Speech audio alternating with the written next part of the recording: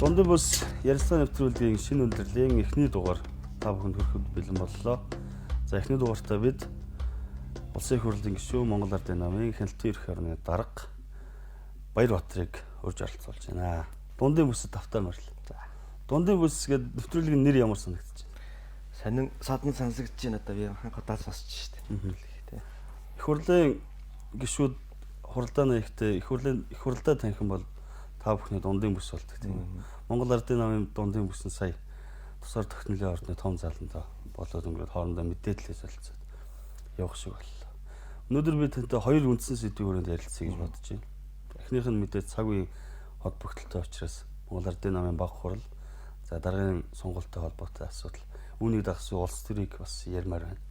Хоёр дахь нь мэдээж өнгөрсөн 7 хоногт танай намын энэ даргын өрсөлдөөний хажуугаар нэг чухал үйл явдал болоод өнгөрлөө л дөө.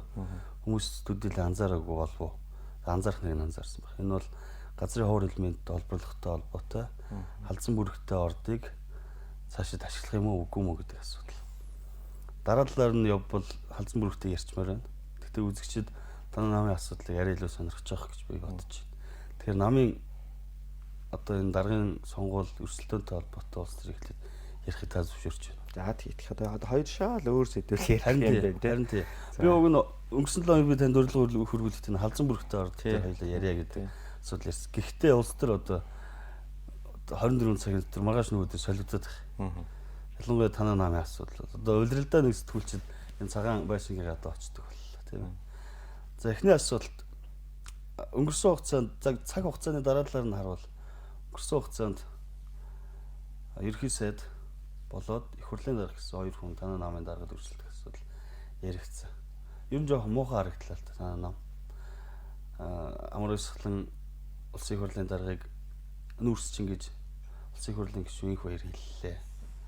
За түүнтэй холбоотой одоо өөр бусад асуудлууд ингээд үүсэж явж байна. Муухай харагдсан гэдэг дээр та одоо намын гишүүн дээрэс нь хяналтын ерхий орны даргын хувьд ер нь санал нийлэх үү?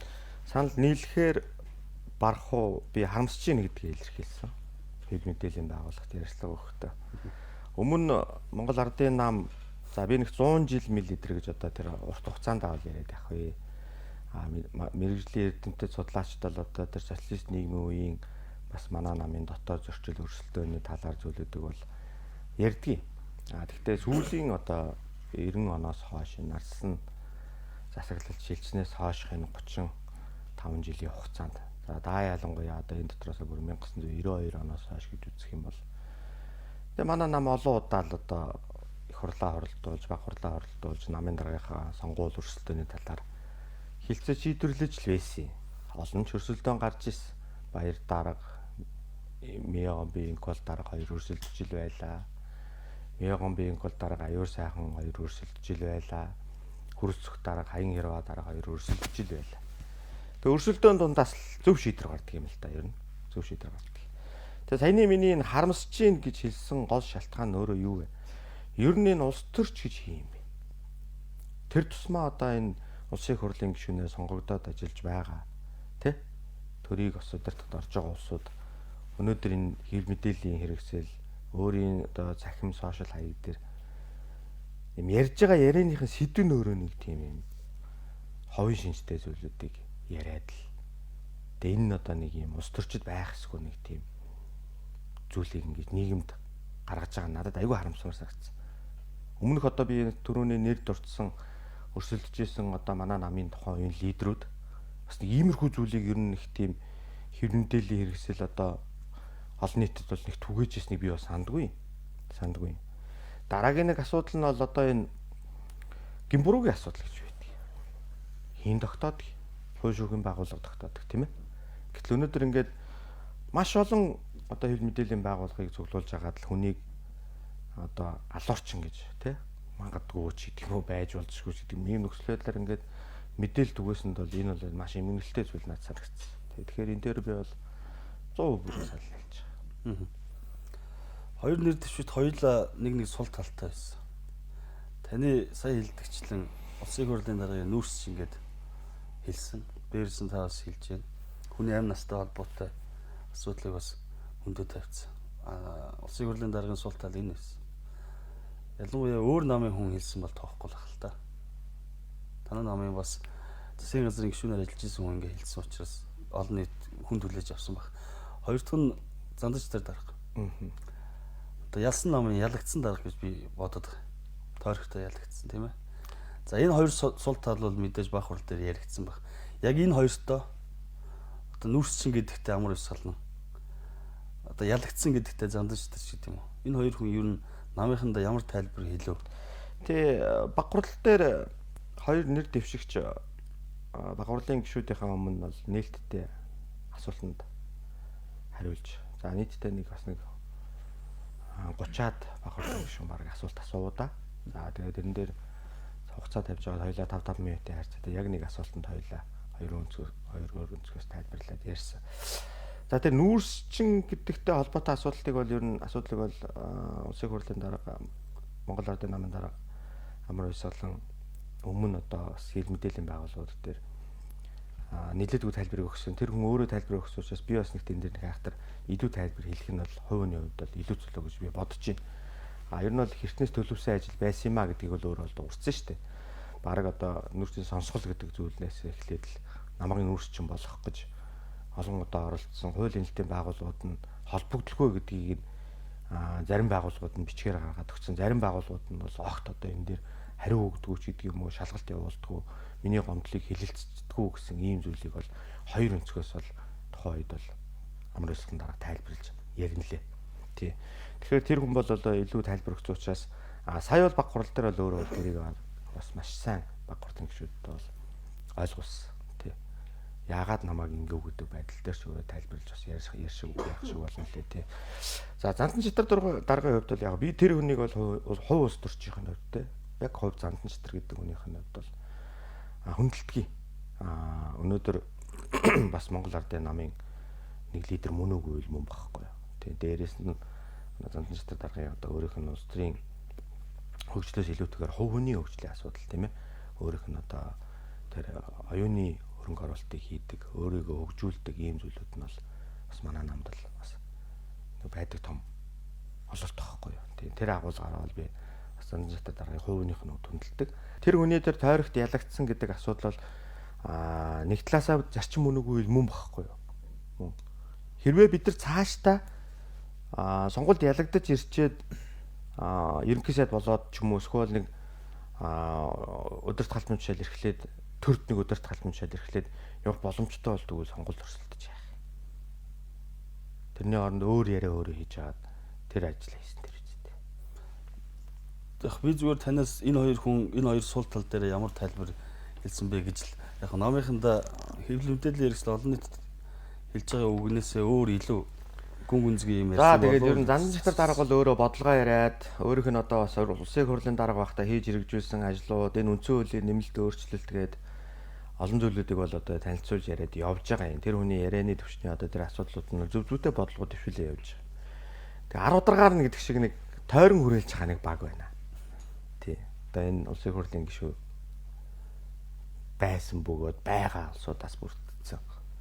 Тэгээ тэднийх нь хэвлэл мэдээлэл хийж байгаа мэдээлэл ярьцлага одоо энэ зүйлүүд нэг тийм сайхан кино ярьж байгаа юм шиг үлгэр ярьж байгаа юм шиг энэ үнэ бодол мэддэхгүй яриад байгаа зүйлүүд нь өөрсдөө буцаагаад тэр дэмжих гээд байгаа хүнийхээ эсрэг дэмжлэг болчиход байгаа. Энийг сая баг хурал дээр манай баг хурлын олон гишүүд ярьлаа шүү дээ.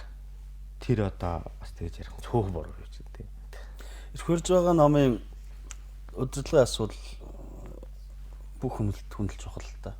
Цаашдаа хэрэгжүүлэх нийгмийн эдийн засгийн бодлого гих мэтчил. Өнгөрсөн хугацаанд танай намыг эв нэгдлийг зохион байгуулалттай бөгөөд байгуулалтгүй байдлаар ингээд юу яаж байна? Буснуулж байна гэдэг асуудал бас яригадаад байна тийм ээ. Амрын сахлан дарга бас хэвлэл мэдээллийн хэрэгсэлд мэдээлэл өгөхдөө бас ноцтой зүйл ярьсан. Их хоёр гишүүн бас ноцтой зүйлүүд ярьлаа. Хоорондоо пост хүртэл бичилслээ шүү дээ тийм ээ. Энэ өөрөө одоо нөгөө нэг танай намын дүрмд заасан ёс зүйн хэмжээг зөрчиж байгаа асуудал мөн үү гэж нэгдүгээрс. Би бас энэ танай намын дүрмийг харсан л та. Үндсэн дүрмийн 9 дугаар бүлэгтээ хяналтын асуудал байд юм байна л. Тэгээ элтэд ёс зүйн зөрчил гаргасан, ашиг сонирхлын ностой зөрчил гаргасан, авилгын хэрэгт холбогдсон гэдэг нэг 3 залт байна л. Танаас яагаад ингэж сууж ирэх вэ? Та бол Монгол Ардын намын хяналтын ерхий орны дарга учраас Энэ ерхий ороод энэ хүмүүсээ хөөхүү эсвэл хугацаагүй байдлаар намын гишүүнчлийн төдөлгөлзүүлэх үү гэдэг шийдвэрүүд гаргаа явуулдаг тийм. Яг өнгөрсөн хугацаанд болсон энэ асуудлууд дээр амар өсгөлнч дээр, зандан шатарч дээр, инх хоёрч дээр одоо та хэлж штэ. Хэрэгтэй хэрэггүй гишүүн байсан байгаагүй хүмүүс байна. Энэ хүмүүстэй тэгээд хариуцлага тооцож чадах юм уу? Тэ хариуцлагыг бол тооцож чаддаг ус төрийн нам шүү дээ. Тэгээд нэг талаасаа ингээд хариуцлага тооцъёгээд шаарддаг. Иргэд ч намын гишүүд ч. За ингээд хариуцлагын тооцоод явхаар нөгөө талаасаа хэлмэгдүүлэлт явлаа гэж ярьдаг. Айгүй хэцүү байхгүй юу? Бараг зүгээр байж хат хэлбэлүүлчлээ гэдэг ингээд яриад байна. Гэтэл эндээс иргэд буюу намын гишүүд ер нь энэ улс төрийн түвшнээс юу нэхэд байгаа юм? Хариуцлага нэхэд байгаа шүү дээ. Энэ хариуцлага алдсан улсуудаа хариуцлага тооцооч гэдэг идэг. Гэхдээ тооцохоор нь буцаагаад энэ талаас нь та нар хүн хэлмэгдүүллээ гэдэг ингээд яриад байдаг байхгүй. Тэгэхээр эн чинь аливаа асуудлыг ингээд нуцтай хандаж нэгээд олон хэмжиж нэг огтл гэдэг зарчмаар явах хэрэгтэй. Нэг хоёрт би өөрөө хяналтын ерөнхий орог ахалж байгаа байсан ч гэсэн бид хамтан шийдвэр гаргана. Хэдэн үнэтэй? 21. Хувь хүний байр суурь гэдэг зүйлийг бол илэрхийлж болох боловч хяналтын ерөнхий ороонд дарга гэдэг агуулгаар энэ асуудал хамаагүй байр суурь илэрхийлэх нь надад өөрөө бас тийм эрх байхгүй гэж ойлгож болно. Гэхдээ хяналтын ерөнхий ороонд 21 үндэ та одоо эдгээртэй хариуцлага тооцсон хурлаа зарлаа гэж хэлэх ёстой. Хурлыг бол би зарлана. Гэхдээ сая би одоо мэдээлэл өргөжүүлэх гэдэг. Баг хурлын гишүүд маш олноор сая хариуцлах асуудал ярьлаа. Ялангуяа энэ хоёр гишүүн дээр. Бүр илт тод одоо зааланд хяналтын ерөнхий ороонд дарга хариуцлага тооцооч энэ хүндээ. Одоо манай цогтгэрэл баг хурлын гишүүн цогтгэрэл бол одоо бүр нилээдгүй ширүүн өнгөсөөр дугарлаа. Бусад зарим гишүүд нь бол энэ хариуцлагын асуудлаа яриач гэдэг шаардлагыг тавилаа. Нямдуур дарга надтай уулзлаа. Манай одоо Цэндийн нямдуур дарга хууль зүйн сайдсан улсын хурлын гишүүн болсон.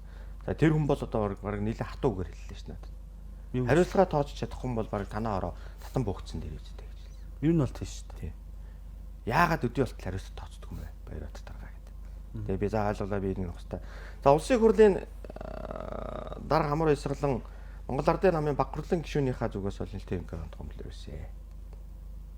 Хиний нэр? Өөрийнхөө нэр дээр өөрөө гар үсгээ зураад хин нэгнээр дамжуулаагүй шүү дээ тэр хүн. Шууд над руу одоо хяналтын ерөнхий ороонд дарга руу хяналтын ороонд хандаж энэ инквайри гэдэг хүнд бол ажиллах асуудал ярьж байгаа ч гэж.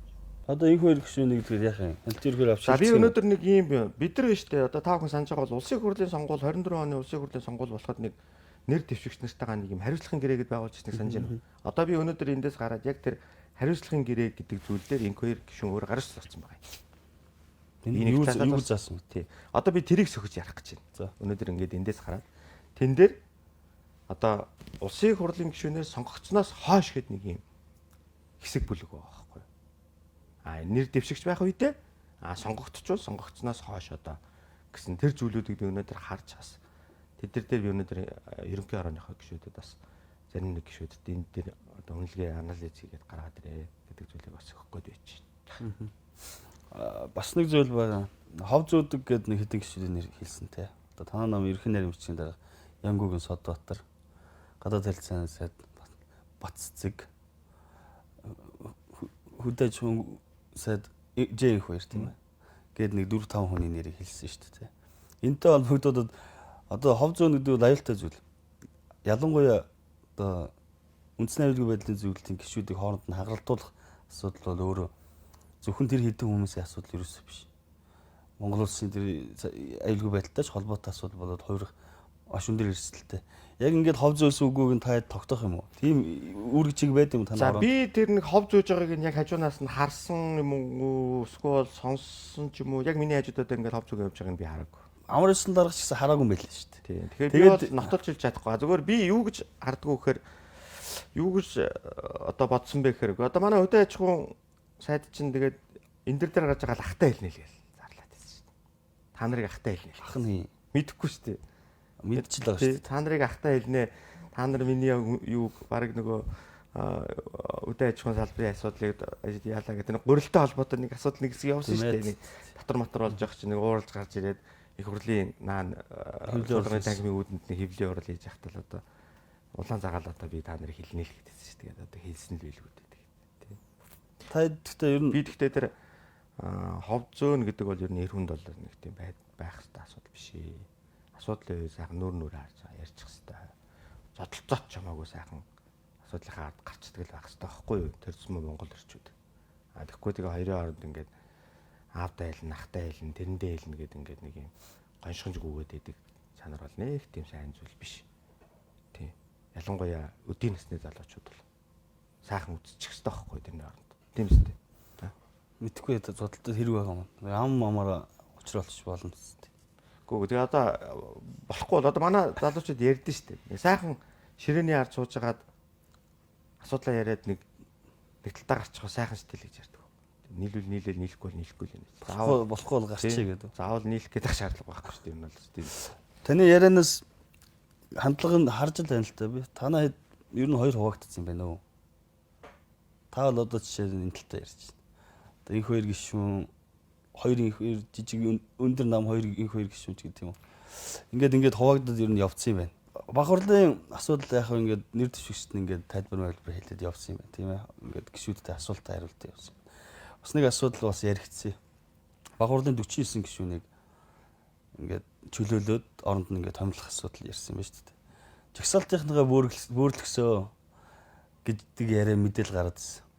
Яг л эдгээр одоо намынхаа төлөө олон жил зүтгэсэн хүмүүсийн оронд жагсаалтаар орж ирчээд бага хурлын гишүүн болоод санал ирэхтэй оролцсон юм бэ гэдэг яриа гарсан. Тийм юм болсон юм болоогүй.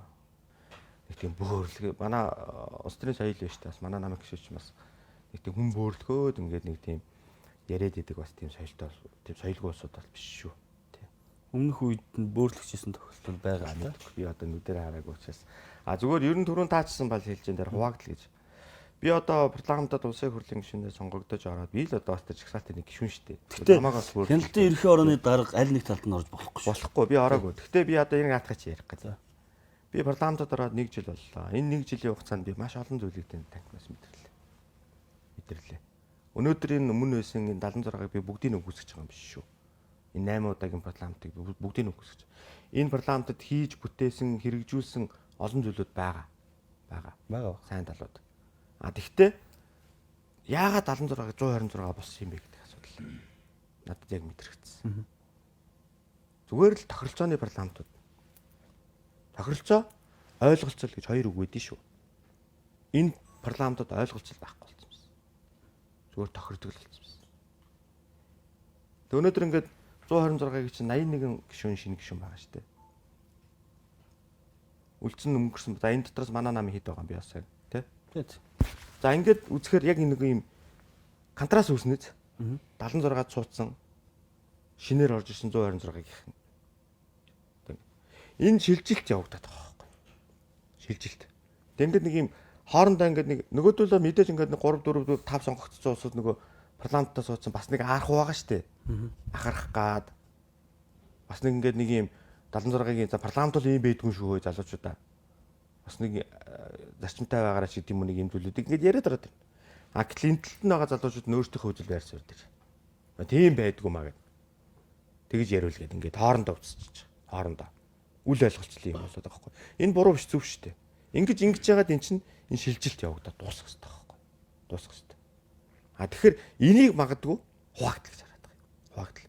Энэ намын даргын сони сонгуулийн санал хураалтад энэ жагсаалтын гишүүд ялангуяа энэ 49 хүн хэржийн дараа. За би тэрийг одоо сайн мэдэхгүй байна. Ер нь бол нууц санал хураалт гэдэг чинь нууцл явагдах хаа. Миний баримтлагдаг байсуу нэг тийм хүн багц огцаар нэг хайрцаглаад тах гэдэг сонирм биш. Их харин манай баг хурал дээр айгүй сонин үзэгдэл гарлаа тийм ээ. Дархан, Орхон гэсэн хоёр аймгийн баг хурлын гишүүд санал хайрцаглагдаад санал өгөөг. Хичнээн одоо бүр 2 цаг бид нар зааландаа орж ирээч гэж. Тэнд 300-аад намын баг хурлын гишүүн суудсан. Дархныхан, Орхоныхан орж ирээд Төв аймаг 3. Яг Төв аймаг суугач. Тийм. Орж ирээ саналаа өгөөч. Ядаж та нар бидний хүндэтгээч гэдэг хит хитэн удаа зарим улсын хурлын гишүүд ороод үгүй тэр намын цагаан байранд нэг хүрэн цуугаад байгаа байхгүй юу? За байж Дархан, Орхон, Төв аймаг. Тийм. Засгийн газрын гишүүд би бодож ин л та жавхлан сангийн сайд юм байна тий. Дамдны юм бас Дархан, Орхон тийм байна тий. Тийм. Хөдөө аж ахуйн сайд. Хөдөө аж ахуйн сайд. Батлууд сайд. Тийм. Бас Төв аймаг. За энэ 3 байна тий. 4 байна уу? 4 үү? Тий. 4-т нь Батлуудыг оруулж ирээд батлууд тий. Дамдны юм. Жавхлан. Инх хоёр. их хоёр. 4. За тодорхой юм тий. Тэгээ би хэлж байгаа. Баг хурлын гишүүд чинь 18 нас хүрсэн Монгол Улсын хуулиар бүрэн одоо эрх зүйн чадамжтай улсууд үстэй. Тэр хүн өөрөө яагаад толгоогоор орж санал авахгүй вэ? Энийний нөгөө агуулга юу гэхээр би таны асуултанд хариулах гэж байна. Тэр жагсаалтаар орж исэн гэдэг байгаа улсын хурлын гишүүдийг бид нар хайрцаглаагүй. Зүгээр саналаа өг. Тий. Ер нь тэгээд муухай штэ. Дөнгөж анх баг хуралд орж ирээд ингээд баг хурлын гишүүнээр сонгогдоод байж хат нь хайрцаглах юм уу? Хүнд анханасаа үзүүлж байгаа өдөр жишээний буруу байх юм уу? Улс төрийн намыг бид нар ил тод шилэн нээлттэй болгоё гэдэл яриад байгаа зүгээр ам төдий өрөө байх юм уу? Ажил болж хэрэгжих хэрэгтэй үст. Тий. Тэгээ би одоо энэ саяны 3 аймгийн баг хурлын гишүүдтэй бол би хатуу шүмжлэлтэй хандж байгаа. Дараадаач би энийг ярина. Олон нийтийн өмнө ярина. Танхимынхаа тэргүүнийг дахиад намын дарга болгоход энэ 4 хүн ажилласан юм байна. Энд дээр нэмээд хүн байна уу? Эсвэл бүр нөгөө талаас одоо энэ Зандажтар гэдэг хүн Монгол Ардын намын дарга болох ёсгүй гэж дуурсан засгийн газрын гишүүн байна уу? Байсан уу? Учир сайд ил тодл хэлсэн шүү дээ. Юу гэж хэлсэн? Танхимынхаа зарчмыг баримтлана. Би Зандажтар даргад дэмжинэ гэж. Тий. Тэр хүн ил тодл. Тэ энэ дэр нэг юм зүйл байгаа шүү. Тэр танхимын зарчим чинь засгийн газартай болчихлоо. Энэ намын даргыг сонгож явагдаж байна. Хоёр шаал ондоо асуудал واخгүй юу? Тий. Хольжлохгүй واخгүй юу? Нэг талаасаа. Нөгөө талаасаа би танхим саналаагүй явж исэн. Өглөө үр цайтал суугаад саналаагүй явсан. Манай Жорж сүрэн сайд, дэлгэр сайхан сайд байж лээсэн шүү дээ. Одоо цааш яг баг хурал дээр асуудлаа шийдэе гэдэг энэ даргын асуудлаа шийдчих бол. Энэ 45 хоног дахиад сунгая их хурал дээр шийдэе гэдэг бас саналууд бол гарсан юм байна тийм ээ. 45 хоног дахиад үргэлжилсэн бол танахын чи одоо баг бие биенийг шоронд хийгээд цовдлаад би энэ одоо энэ ёс бус одоо энэ хүмүүс одоо ингээд өнөөдөр нөхцөлөд ийм байдалтай үрдсэн байхад энэ 45 хоногийн хугацаанд энэ ардын намд хэсэггүй. За дараа нэг асуудал байгаа. 2 удаагийн санал хураалт явсан даргын асуудал дээр. Баг хурлын гишүүдийн одоо санал өгсөн хүмүүсийн 3-2 юм биш. Би одоо нийт гишүүдийн боддоодсэн чинь ердөө болохоор л явах байсан юм байна. 3-2-ын саналыг хинж аваагүй юм байна ихний санал хураалт. Дараа дахиад санал хураагаад хамгийн олон санал авсан нэр дэвшигчдэр дахин санал хураагаад ингээд 3-2-ын саналыг ингээд явуулах юм байна тий. Энэ процесс чинь тэгээд улс төрийн намын тухай хуулиуд бусад холбогдох хууль журмуудтай нийцэж байгаа юм уу нийцэхгүй байна. Танаа намын хуулийн хэлцсэн дарга гэсэн үнийг залуу гарчаад энэ бол ингээд нийцэхэргүй явчлаа гэдэг зүйлийг яриад байна шүү дээ. Янз бүрийн талаас нь тайлбарж явах л байна. Улс төрийн намын тухай хуулинд намын үйл ажиллагаанд баримтлах зарчим гээд өнгөрсөн хугацаанд ч байсан өмнөх хуулинд ч байсан одоогийн хуулинд ч байгаа нэг талд нууцаар санал хураалт явуулах гэж. Манай намын дөрөвд байгаа. Хүний асуудлыг хэлцэхдээ заавал нууц санал хураалт явуулна. Би шулуухан хэлье. Наад хоёр нэр дэвшигч чинь дахиад хоёулаа 10 удаа санал хураалтанд оролцсон ч аль нь ч 3-ны яриад авахгүй заа. Энд их тийм айхтар зөрчөөд ингээд юм байхгүй. Дээр нь тэр та ярьлаа тэр манай дөрөнд хуралд оролцсон гишүүдийн 3-2 санал хэрэгтэй гишүүд тий. Тэгэхээр нийт гишүүдийн биш шүү дээ. Оролцсон гэдэг үг чинь бас оролцохгүй байх боломжийг бид нар өгөөд шүү дээ. Тэр хүн дэмжихгүйгээ илэрхийлээд хуралд оролцохгүй гэж. Тий? Тэгтэл өнөөдөр сая манай баг хурлын тэр 321 хүн санал хураалтанд оролцлоо шүү дээ. Манай баг хурлын эрс чинь 321-ээр бүрддэг. Юу 3-2-оор бүрддэг. Эрс нь. Тэр 321 чинь 292-оор бүрөө 92-ээс баха би буруу та ярьж магадгүй 3-2-оор эрсэндээ хүрсэн байхгүй. Тэгээд тэндээсээ дахиад санал хураалт явуулаад 275 дэмжигдээд 46 ингээд заавц гарч ирсэн. Ийм л үр дүн гарсан шүү дээ. Энд нэг тийм мэтгэлцээл буруу юу зөв гээд бид нар өмнө ингээд л өндөө л явцсан байхгүй юу. За ингээд баг хурлаараа намын даргын асуудлаа шийдээд их хурлаараа батламжлаад дөрмөө улс төрийн намын тухай хуулинд нийцүүлээд явах юм байна. Одоо гол асуудал баг. Та нэг нь хууль зөрчөөг, нэг нь хууль зөрчсөн гэж ярих нэг хэрэг. Нөгөө талдаа дээд шүүх гэж газар л баг. Тэнд очиж бүртгэх үү яах вэ гэд. Ардчилсан намын нэг намаг дондор нэг удаа нэг хэцүү бартад замаар арчилсан нам яваад нэг асуудал шийдлээ шүү дээ. Одоо энэ зам руу танахаа юм орох гэдэг юм. Би харин гайхаад байгаа юм. Нэг нэр бүхий улсууд манай Бямцах цайд, Инквер сайд, манай хуулийн хэлтсийн дарга гэсэн дэргүүтэй асуул. Дээчүүх бүртгэхгүй шүү гэл ингэж хэлээд байгаа. Гэхдээ дээчүүх өөртөө тэгэл тэр хуйлд олгоц ирэх зүй актрал явна штэ. Тэр бүртгэхгүй асуудал тэндээ шийдэгдэг л дээ. Бүртгэхгүй л энэ штэ. Тийм. За цаашид тэгээд процесс яаж үргэлжлэнэ гэж харж байна таны хувьд? 11 дарга зааж байгаа. Амралсан дарга ингээд их хурлын батламжлах юм бол ерхий сэтлэх юм уу? Яах? Энэ засгийн газар чинь дахиад унах юм уу? Та ер нь бас энэ намд олон жил явсан. Дээрээс нь хууль тогтоогч хүн байна. Энэ тодорхой зураг гарч л байгаа. За наанта яг тэгин ингэнэ гэж би одоо хатуу барин тавь хэлж байгаа. Ягаад гэвэл намын дараагаар сонгогдсон дараагийнхаа бодлогуудыг бусад нөхдүүдтэйгээ ярьж байгаа шийдэх баг. Нийгэм бол ингээл янз янзаар таамаглаж байгаа. Өнөөдөр ингээд өнгөрсөн нэг хоногийн хугацаанд одоо засгийн газар огцрох юм байна. Бараг одоо нөгөө дараагийн засгийн газар чинь бүрдүүлсэн байл шүү дээ өнөөгөл харсан чинь. Мэдхгүй та өөрсдөө зурсан юм шүү. Мэдхгүй.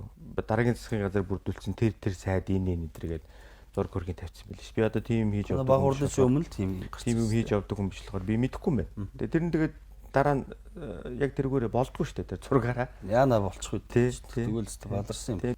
Зүгээр би таны бодлоо ч асуусан юм. Намын дарга ерхийсэд байсан зүгээр юм уу? Их хурлын дарга байсан зүгээр. За намын дүрмээрээ бол одоо тэгээд улсын хурлын сонгуульд олонх болсон тохиолдолд намын даргыг ерхийсэд намын даргыг ерөнхий сайдад нэр дэвшүүлнэ гэж байгаа шүү дээ. Тэг байна ч гэж бас хатуу заагаагүй шүү. Тий.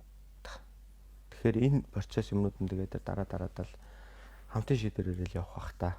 Миний байр суурь бол зарчим битээ алдараа л гэж бодож байгаа. Та юм нийтлийн тухай ярьж байна. Амар уйсгалан зандан шатар хоёр баг хурлын дараа эвлэрсэн үү? Амар уйсгалан зандан шатар хоёр баг хурлын дараа эвлэрсэн үү? Тэдэнд ер нь эвлэрэх цай үлдсэн юм. Баг хурлын дараа тэр хоёр уулзалтаагүй баха. Өнөөдөр уулзалтах байлгүй дээ. Эвлэрэх цай байгаа. Тэр хоёр нэг хоорондоо ингээд нэг юм бүр арцалтаад бүр тийм зүйл болоогүй шүү дээ. Би дөрөв хэлсэн шүү дээ.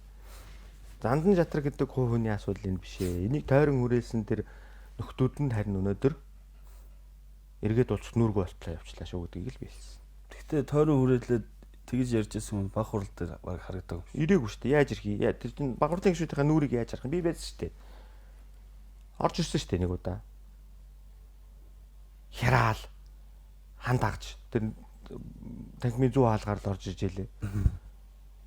Гөлөн гэж орж ирээл саналаа өгчлөгаар явна л шүү. Инх хэрэг шиг. Тэ? Инх хэрэг шүнийг би хэлж байна. Юм үннээрээ сайх. Би тэр холоос хараа сууж лээ. Иш чаваастай гэж бодлоо. За хоёлоо улс төрийн холбоотоос за яг ингээд хууль дүрмийн дүрмээрийг үргэлжлэнээс их хурлаа игээд дээж бүхэн бүртгээд явах асуудал болох болов. Тэгээд цаашдаа ингээд бүх юм тодорхой болоод ирнэ дээ. Эхний сэдв өндөрлөе. Одоо тест хөндлөн сэдвэрлэл хоёлоо гүйж орно. За энэ бол газрын хуур хэлмийн долбоорлоготой холбоотой асуудал, халдсан бүрэгтэй ордыг судлах, эрсдлийг нь тооцох гэдэг сэдвтэ ерхий хэлтийн сонсголт юм ба. Ерхий хэлтийн сонсголт боллоо өнгөрсөн 7 хоногт. Та сонсголын даргалсан учраас тантай ярилцсан зүг болов гэж би бас шийдсэн байна. Mongolian Rear-т ямар вүлээ нэг компани байна тийм ээ. Тэр нэрийг жижиглэхгүй байгаа юм. Тий. Аюу урт нэртэй. Аюу урт нэртэй тий. Тэр компани лицензд асуудалтай байсан үгүй юу? Энэс л яриа эхлэв. За 7 сарын 8-ны өдөр буюу наадам болохоос 2 хоногийн өмнө 2 байнгаараа хамтарч хуралдаад халдсан бүрэгдээ энэ орд дээр газрын хуулмын орд дээр хяналтын сонсгол зохион байгуулах товыг 9 сарын 23-нд хийж тогтсон. За тэгээд дахлагчаар намайг тавьсан. Сонсгол даргалагчаар. Сонсгол даргалагчаар. Тэгээд үндсэндээ ингээд 7-8 сар чи өөрөө энэ чинь монголчуудын хувьд ямар сар хэлээ те. Баяр наадам амралт цугаалгын сар байдаг. Тэгээд тэр хугацаанд бол одоо тэгэл олон судалгаа хийгээл ингээл ажиллалаа. Би нэг 8-9 шинжээч томилооч явахтай одоо баг хүсэлтэй болж байгаа. Урайд гэсэн баг оновчтой болоо гэж бодож байна. За лицензийн хувьд бол би тийм хуулийн зөрчилтэй зүйл бол манай шинжээчдийн гаргаж ирсэн дүгнэлтээр бол байгаагүй. Яг энэ газрын хуур хэлмийн толборлоготой асуудал дээр бич мэрэгжлийн хүн биш, тааж мэрэгжлийн хүн биш. Гэхдээ мэрэгжлийн хүмүүс нь судлаад гаргад ирсэн байна. Тийм ээ. Энд л бид нар итгэх хэрэгтэй. Өөрөө хэндээ итгэх хөвд тийм үү. Яг газрын хавар гэхээр одоо хүмүүс яг газрын хавар хэлмээ тэгэхээр юу юм бэ гэдгийг иргэдийн дийлэнх нь мэдэхгүй шүү дээ. Би судалгаа хийсэн. Судалгаа хийгээд үзэхдээ иргэдийн дийлэнх нь мэдэхгүй. Гэхдээ миний ойрын хүмүүс хүртэл газрын хавар чи алт биш юм уу гэж надад асууж байгаа юм. Бид нар чи алтал гэж бодоод байсан шүү дээ. Тэгээ маш энгийн хэлбэрээр би тайлбар. Таны над гар утасны дэлгэцсэн шүү дээ. Өдөр болго үзэж байгаа зурагтны чинь дэлгэцэж чинь газрын хавраас боддог шүү дээ. Оо, ийм юм байсан юм уу гэж одоо ойлгож эхэлж байгаа. Тэгэхээр бид нар эрдэнэтэй судлаачтайхан гаргасан төгөлдөнд итгэх ёстой шүү дээ. Бид нар чинь хаа очиж харин явцсан ашиг сонирхол илүү дутуу юмд өртөдгөө хүмүүс байлаа шүү. За газрын хуур элемент гэж яг юу юм? Би бас зөвхөн лицензийн төрүүлж асуугаад асуудаг үеийг цааш ярин тоороо гэж бодсон. Яг ямар юм бэ? Би одоо ойлгохдоо тэр нэг энэ цахилгаан машины мотор, энэ чихвч мэхвчэнд холбоотой их чухал одоо түүх хийдэн бол маш илбэг гинэ газрын хуур элемент. Тэнгүүт нь яагаад ховор гэж нэрлсэн гэд би ихнэд нэрнээс нь бодсон байхгүй. Тэнгүүт Менделеевийн үеийг системийн одоо 108 элемент байгаа шүү дээ. Энэний 17 дээр газрын хуур элементэд хамаардаг юм байна. Одоо жишээлбэл халзан бүрэгдээ орд чинь түрүүний 17 элементийн чинь нэг 6 байна уу та. 6 надад жишээлбэл халзан бүрэгдээ орд байна л гэж үзэж байгаа байхгүй. Тэгэхээр ил юм бил шүү дээ. Ингээд би халзан бүрэгдээ 1000 цомонд очиод тэр халзан бүрэгдээ уулан дээр нь гарлаа шүү дээ. Ар хөрөн гэдэг уул юм билэ. Халзан бүрэгдээ уул нь яг уртлынх нь уул юм билэ. Ар хөрөн дээр нь гараад тэгэхээр газраас нь чулууг аваад одоо энэ газрын аваа шүү дээ. Тэг шууд л. Одоо энэ ингээд газрын хаврын нэг байхгүй юу гэдэг. Тэгэхээр эн чинь ерөөс газрын хаврыг юу гэж ойлгох вэ гэхээр ерөөс юм соронзлог шинжийг одоо бүтээгдэхүүнийг үлд гардаг юм энэ төр газрын хавраас. Одоо жишээлбэл хамгийн наазах нь брус машины чинь батарей, мотор тий. За бид дөрвөлээ гар утасны дэлгэц. Босод одоо би автомашин дээр бүр ингэж харуулсан шүү дээ. Гэрлэнд нь хүртэл газрын хавар орсон байгаа байхгүй. Их гэрлэлтэнд ер нь автомашинаас ороогүй юм баг байхгүй. Газрын хавар ороогүй. За хамгийн гол асуудал нь юу гэхээр одоо жишээлбэл онгоцны нөгөө нэг мотор ордог нөгөө чипүүд газрын хавраас бүрддэг байгаа байхгүй. Яадаг вэхээр одоо ингээд онгоц хөөрөхт чинь асар өндөр ачаал аваад баг утаа маань саагаал явдаг штеп. Өндөр аваад явхад тэр өндөр ачааллыг даадаг зүйл чинь энэ газрын хавар байгаа байхгүй. Тэр өндөр халаалт тий? Тэр хүүтэн, тэр агаарын хүүтэн мүтэн гэдэг энэ зүйлүүдийг дааж ажиллаж чаддаг тэр хүчтэй соронзлог зүйлийг энэ газрын хавраас гаргаж чаддаг. Тэгэхээр нөгөө дэлхийн зах зээл дээр өөрөө энэ нөгөө нэг үнэтэй зүйл болж өрж байгаа байхгүй. Дээр нь одоо нөгөө сая наадмын өмнө боллоо те эдийн засгийн форум боллоо шүү дээ. Тэн дээр нөгөө олон улсын судлаачд ирээд эрдэнэтэд судлаачд ирээд бизнесийн төлөөлөлгээд олон зүйлүүд ирээд ингээд тэр форумыг бүтэн ажиллалаа л. Тэрэн дээр ингээд нэг сэдв дээр ингээд ярина л шүү дээ. Ирээдүйн 30 жилийн газрын хаврын төлөв гэд үзэхэд эрэлтийг 100% гэж үзэх юм бол өнөөдрийн дэрлэгийн зах зээл газрын хавар олборлоод нийлүүлж байгаа нийлүүлэлт нь 25% нь л хүрнэ гэж байгаа байхгүй. Цаана дахиад 75% хэрэгцээ үүснэ гэж. Үүснэ. А гэтэл энэ 25%-ийнх нь бараг 90%-ийг нь зөвхөн бүгд 8 хятад тасна. Тэндээс юу ойлгосон? Бид нар чинь өнгөрсөн хугацаанд нөгөө Америк хятад бие биендээ эдийн засгийн хориг арга хэмжээ тавилаа. Хоорондын худалдааны дайн бие биендээ онцгой дотор мотор гэдэг нэг асар олон юм болж исэн доо. Газрын хуур элементээс болж эвлэрлүү, тохирлоо тий. Тэгэхээр чин тэр юусоо хятад яасан гэхээр газрын хаврал зогсооч юм билээ шүү дээ. Дэлхийн зах зээл гаргахаа. Тэнгүүд дэлхийн зах зээл газрын хаврын нэг эрэлтэн бүр улам ихсэл буцаад нөгөө хятадтайгаа тохирлоон төрх хэмжээнд очиж байгаа байхгүй. Ойлголцол төрх хэмжээнд очиж. Удадгүй юм билээ харин тэр. Дарахнаа нөгөөдүүлэн тэгээд за одоо надад ч ойлголцъя гэл ингээд. Ягаад гэхээр тэнд маш том тийм үйлдвэрлэлүүд нь зогсох гээд байгаа байхгүй. Тэгэхээр энэ газрын хавар чинь дэлхийн зах зээл дээр өөрөө ямар хэрэгцээтэй бүтээгдэхүүн бэ?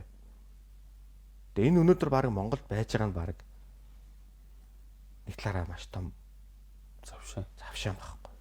Тий. За миний судалснаар Монгол улсын хэмжээнд 7 орд дээр хайгуулт хийж байгаа юм байна. Газрын хуур элементээ. Энээс хамгийн их нөөцтэй нь одоо бид нэр одоо халзан бүрхтэй орд юм байна. За тэгвэл Монгол улсын эдийн засагт ямар нөлөө үзүүлэх гэдэг л чухал асуудал шүү дээ. Өнөөдөр бид нар шүү дээ нэгдүгürt олборлолт гэдгийг өсгөж хэрэгтэй байгаа шүү. Тийм. За зөвхөн хайгуулын шатнд тавьж байгаа. Нөөц тогтоох шатнд тавьж байгаа. За эдийн засагт үзүүлэх өр нөлөө бол хоёр янзаар яригддаг юм билээ.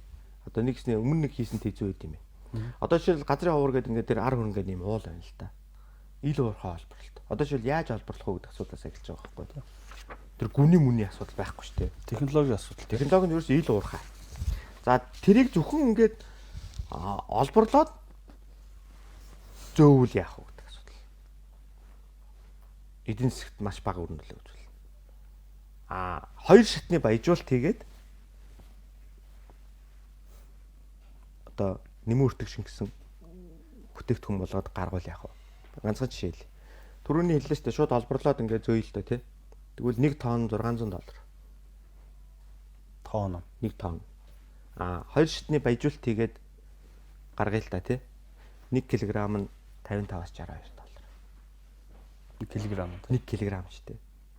Хоёр шатны баяжуулалт хийгээд.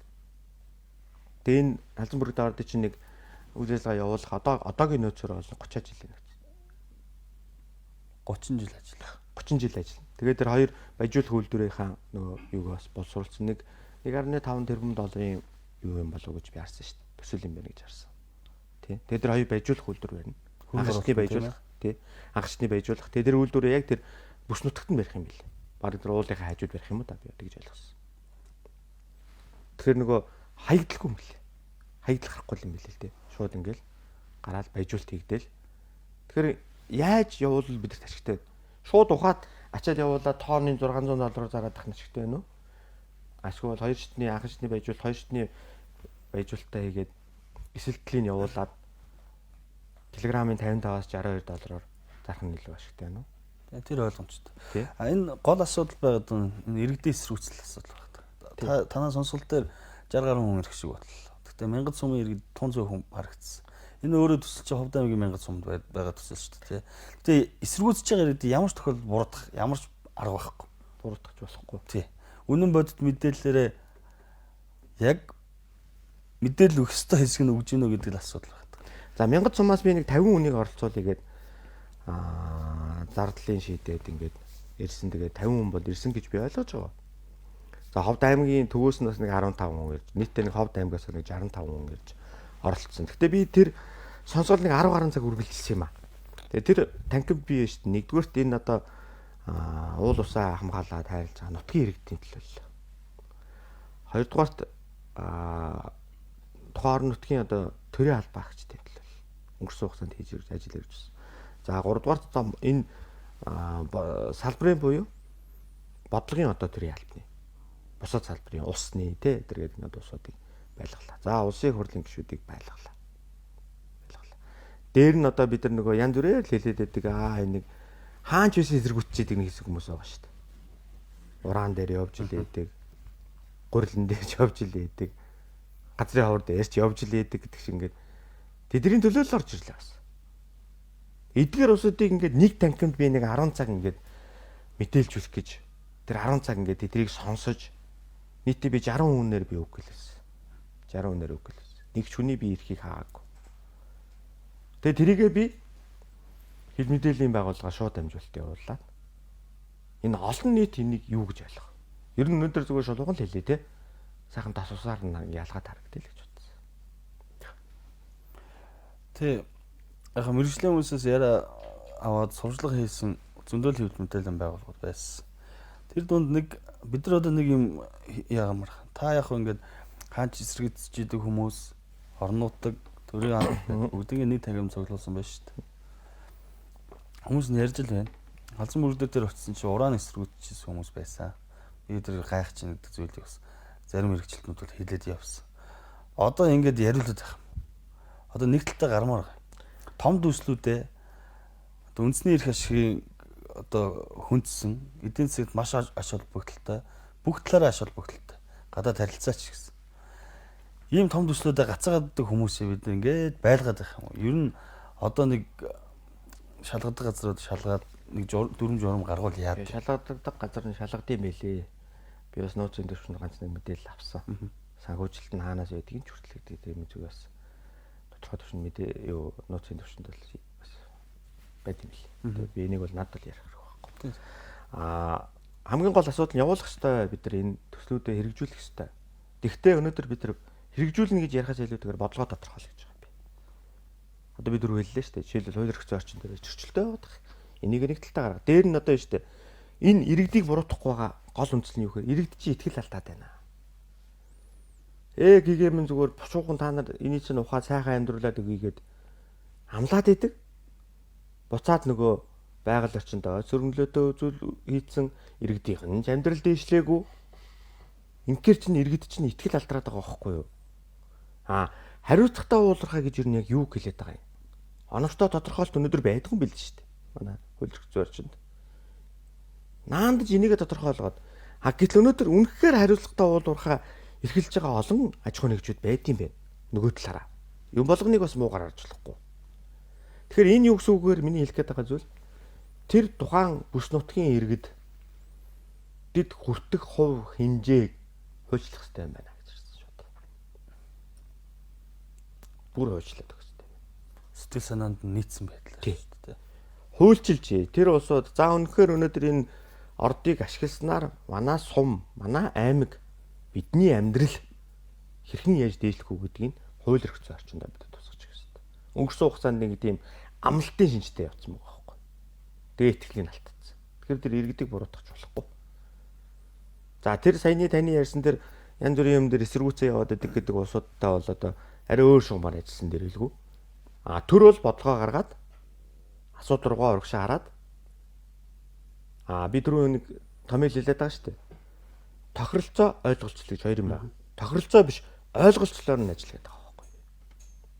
Ойлголцол чухал. Өнгөрсөн хугацаанд одоо жишээлбэл халзан бүрэгдээ орд дээр төсөл хэрэгжүүлэгч аж ахуй нэгж иргэн гэсэн хоёр зүйлийн ойлголцол байхгүй болсон байгаа байхгүй. Ойлголцол байхгүй болоод энд нэг аж ахуй нэгж нь баахан хөрөнгө зарцуулаад хайгуул хийгээд байдаг. Тэгтэл энд нь иргэдний эсэргүүцэж орж ирэл замыг хаагаад л эндээс нөгөө түрүүний таны хэлсэн нөгөө ураан дээр байжсэн улсууд нь дахиж очиж нөгөө нутгийн иргэдийн тархийг угаагаал эсэргүүцэлд урайлал. Одоо жишээлбэл тэр сонсгол дээр одоо бид нар цаашд анхаарах ёстой зүйлүүд байлаа шүү дээ. Зарим нэг улсууд бол айгүй муу зүйл төрхирж ийлээ шүү дээ. Бослого өмнө самуунд баг төрхирж ийлээ шүү дээ. Энэ бод байж болохгүй зүйл шүү. Өнгөн ална гэдэл шүү дээ. Яа нэг хэлээ хар дугалга тутах нь би хүртэл одоо зант хил төрчихсөн л явж байгаа шүү дээ.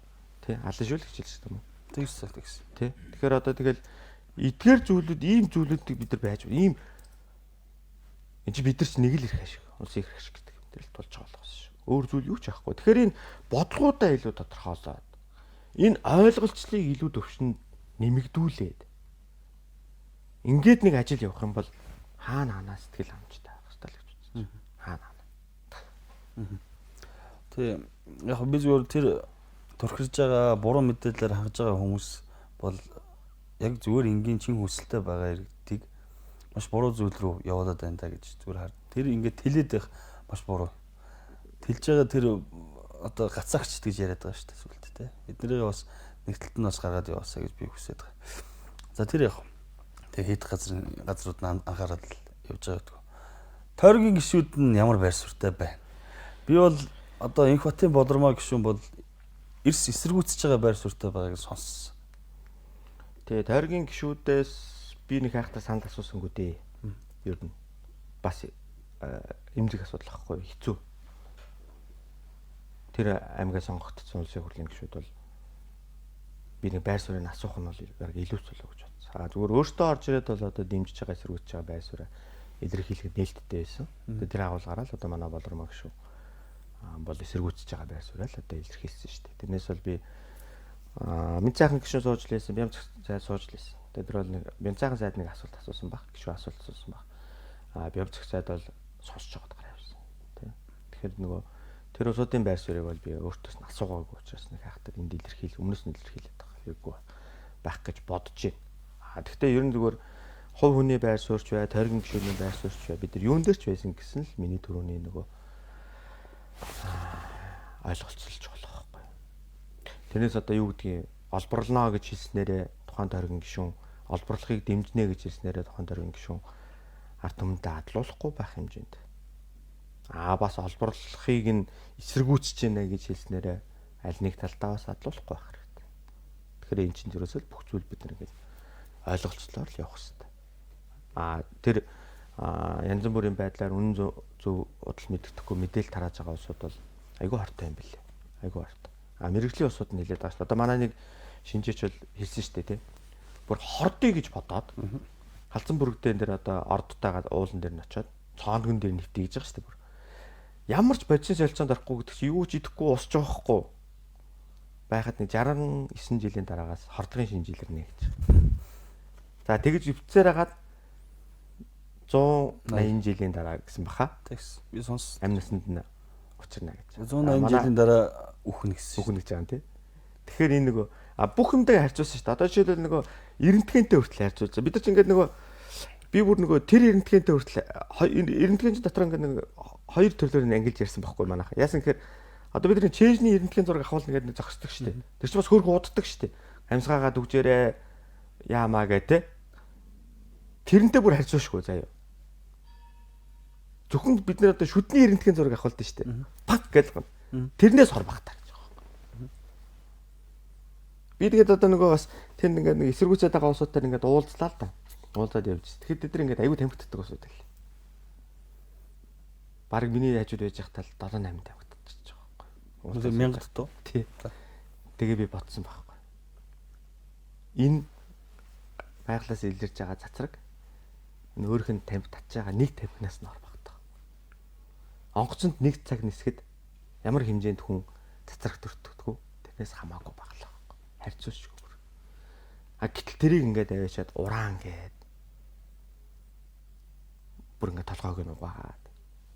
Бараг л одоо ингээд хордуул залах гэдэг юм. Малын ургийн гаж, мал одоо гажигтай төрөөд юм гэл ингээд. Иймэрхүү зүйлээр ингээд нэг тархуугаа таалуу аюу сан тааламжгүй байдал үүсгээд байгаа юм л да. Иргэд өөрөө тэрэнд өөрөлдөд. Та би яг надад ч асуух гэдэг. Та сонсгол даргалагч хийгээд бас өмнө нэлээд удаан хугацаанд судалгаа хийгээд мэржлийнхэнтэй уулзаад ингээд судалгааны дүн хараад явсан. Эсрүүцэж байгаа бүгдээрээ ч биш байх л та. Тодорхой бүлэг хүмүүс бол эн чинь уран штэ. Уран олборлох гэдэг нэг асуудал яриад байгаа. Дээрээс нь яг энэ цацраг итгэх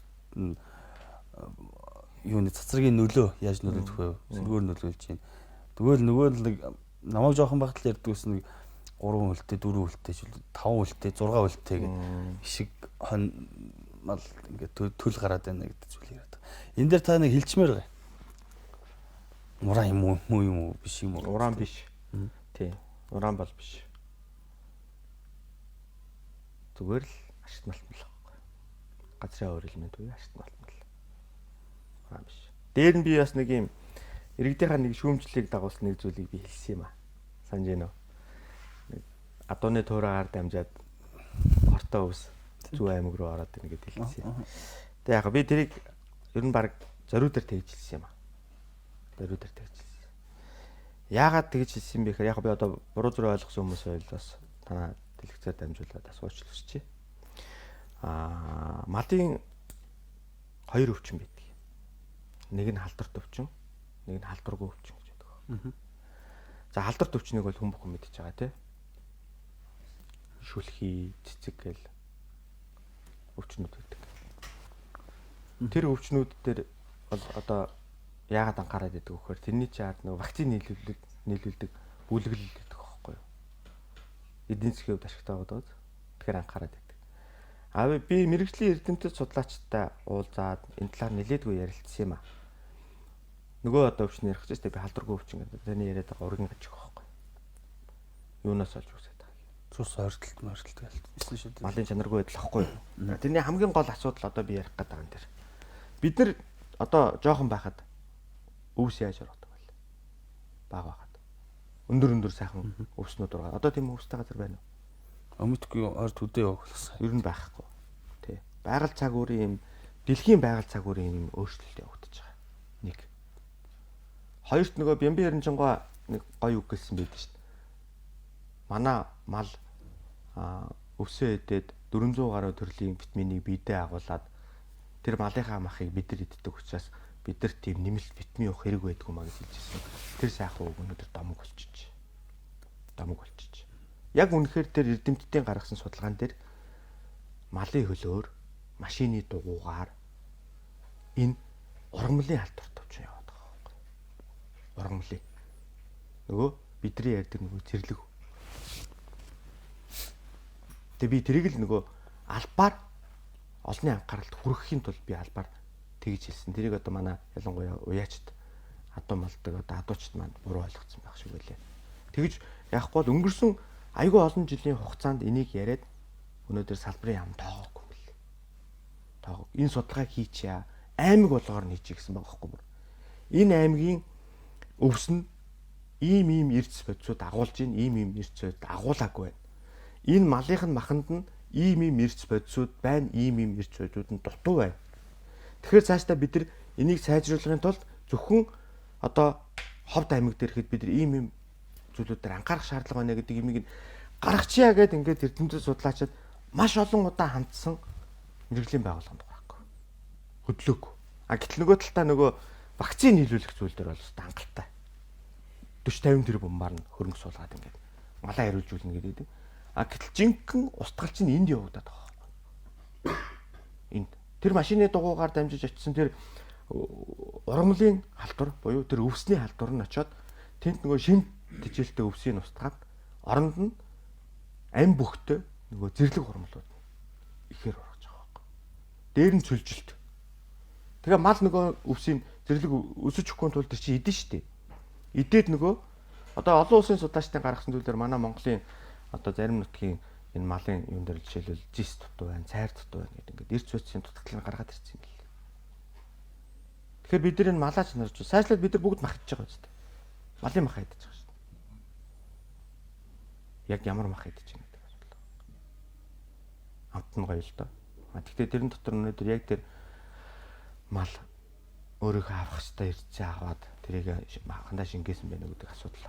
Тэгэхээр цаана маш том асуудал байсан учраас би энийг бараг шулуух хэлгээд албаар олонний анхаарлын төвд аваачих гэж ярьсан юм аа. Натаа бол нэг санал зөрөхгүй байх гэж байгаа. Сайн зүйл дээр бол малчид ялангуяа. За одоо сонсголоос гараад санал дүгнэлтээ яах юм байнгын орон төрүүлээд энэ ордыг ашиглах уу үгүй юу гэдэг хизээ шийдэх юм. За байнгын орооны гишүүдэл шийдэндээ. Би бол тайлангаа тавина. Дүгнэлтээ танилцуулна. Энэ 7 хоногт дүгнэлтэн дээр нэлээдгүй сууж ажиллана. Шинжээч нартайгаа зүг ажиллана. Тэгээд эх 7 хоногоос ч тэрний дараагийн 7 хоног дээр байнгын ороонд 2 байнгын ороонд танилцуулна. Байнгын ороод эндээс үндэслээд тогтоол бодлого болов гэж харж байгаа. Тэгээд ямар тогтоол гарах юм мэдээж одоо манай улсын хурлын гишүүд гэхдээ дийлэнх нь бол ер нь газрын оролцоомт явуулах хэрэгтэй гэдэг байрсууд дээр байлээ дээ. Би бас уулзалтад саналуудын сонсоод явж байгаа. Тэг ер нь сонсгол үзээд манай сонсгол дээр ч бас яг хатаа ингээд суугаад бүтэн суусан нэлээд гишүүд байгаа шүү дээ. Манай Уянгаа гишүүн, тэ Шижир гишүүн, Лодо самбуу гишүүн, Замира гишүүн, Зол жаргал гишүүн гэдэг манай Батэрзийн Батэрдны гишүүн гэдэргээд ингээд гишүүд айгүй итгэвтэй оролцож суусан гишүүд байгаа. Үнэхээр энэ анхаарал хандуулж ач холбогдлох гээд байгаа байхгүй юу? Цаашаа одоо үнэхээр энэ Монгол улсад яаж одоо геополитик эзэн засгийн өдөр өгөөчтэйг нь хараад энийг бас нэг дэмжих талаас нь ямар байр суурь, ямар гарц гаргалгаа нэгдгийг бас олох гээд явж байгаа гишүүд байж байна. Нэг төсөл явуучвал ард нь үр дүнг нь мэдрээд яаж эсэргүүцэх үедээ ер нь хүмүүс мэддэг болчихно дөө. Тий, явуулах нь их чухал. Гэхдээ энэ өнөөдөр бидний шийдвэр гаргаад маргааш явах гэдэг байгаа зүйл байхгүй шүү дээ. Тий. Энд чинь баг одоо би зүгээр судлаад үзэхэд эн чинь өнөөдөр бид шийдвэр гаргахад 4-5 жилийн дараа эхлэх үү. Тийм л юм байна. Тэгээ нэг юм энэгээр нэг юм амьдрдаг нэг юм хэсэг болчиход байгаад байгаа юм байна лээ. Яаж хийж яагаад одоо энэ нэг аж ахуйг хийжсэн 5 дүүрэг авчихсан. Ингэж урдуур нь ажлын саад болгож зогсоож байгаад нэг өөрх ажлыг бүтээж хийсэн энэ гэсэн. Одоо би мянгат сумынханд одоо жишээл одоо энэ уран буюу энэ Улаанбаатархын иргэд өөрсдөө ярьж шээ. Та нар биднийг хортоо гэж ярьсан аргаар манай сумын эдийн засгийг хаачлаа шүү дээ. Малыг авахгүй нь гэсэн. Одоо би мянгатынхан бити тэгээсэй л гэж бодож байна. Мянгат сумаасаа тэр ар өрн гэдэг бол 20 км-ийн зайтай. Гэтэл шинжээчд юу гэж яаж яах вэ? Хамгийн холдоо нөлөөллийн бүсийг бүр хамгийн максимум тавихад 10 км гэж харж байгаа. Тэрнээс ч ойрхондоо баг энэ газрын оврын нөлөөллийн бус бол хол байж чадахгүй гэж байгаа байхгүй. Хол байж чадахгүй. Тэгэхээр эдгээр зүйлүүд ингэж байгаа учраас нэг юм бусдын үгэнд автаж энэ сум орон нутгаа бити охироосаа буцаад нөгөө сумынхаа харин ч эсрэгээрээ энэ ховдыг би ингээд энэ том төслүүд хэрэгжээд би энэ ховд аймаг бодохгүй юм усын төсөв бүрдүүлдэг нэг аймгийн нэг болох болов уу гэж би харж байгаа шүү дээ. Хөшөөтийн уурхаа өнөөдөр ховд аймгийн дотоодын нийт бүтээгдэхүүн 40-с дээш бүрдүүлж байна. Тухайн үед хөшөөтийн уурхаа яаж л эсэргүүцэж ийлээ да. Одоо тэгтэл эсрэгээр Эрдэнэ бүрэнгийн бүтээн байгуулалт. Усан цахилгаан станц. Эхлээд явчихлаа. Дээр нь газрын оврын баяжуулалтын үйлдвэрүүдэд тэндээ байгуулад ингээд олборлоод хажууд нь нөгөө цементний үйлдвэр байж байна.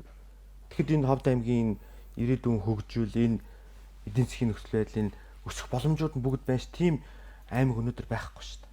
Манай 21 аймаг дотор. Тийм биз? Дорногов аймаг өнөөдөр ингээд бүх бүтээн байгуулалтыг өөрлөгөө татчих ш тэнд. нөгөө бензиний үйлдвэрүүд чинь тэндээ барья гээл те. Ингээл ингэж яхад аймагуд чинь тийм юм татаад байгаа байхгүй. Тэгэхэд ховдынхаа харин энэ дээр бүр зөв бодол агуулж байгаа, зөв байр сууриас хандж байгаа. Аймгаа хөгжүүлэх, сумаа хөгжүүлэх, ажлын байр нэмэгдүүлэх тал дээр илүү ойлголцол төрхөн надад үл үр дүнтэй болов гэж харагдсан шүү. Хоёулагийн ярилцах цагийн төрөд өндөрлж байна. Хоёр сэдвээр илэн даалангүй ярилцсан танд баярлалаа. А гэхдээ яг энэ сонсголтой холбоотой асуудал дээр аливаа төслүүд тэр дундаа уулуурхайн төсөл болгон дээр битгий сонсгол хийгээд байгаасаа гэж хүсэж байна. Тийм учраас бодлогоо та бүхэн мань гаргаасаа. Тэр ирхэн та бүхэнд байгаа. За дундын бүс ярилцлага нэвтрүүлэгт оролцсон танд баярлалаа. За баярлалаа. Урьж орж байсан та бүхэнд баярлалаа. За баярлалаа.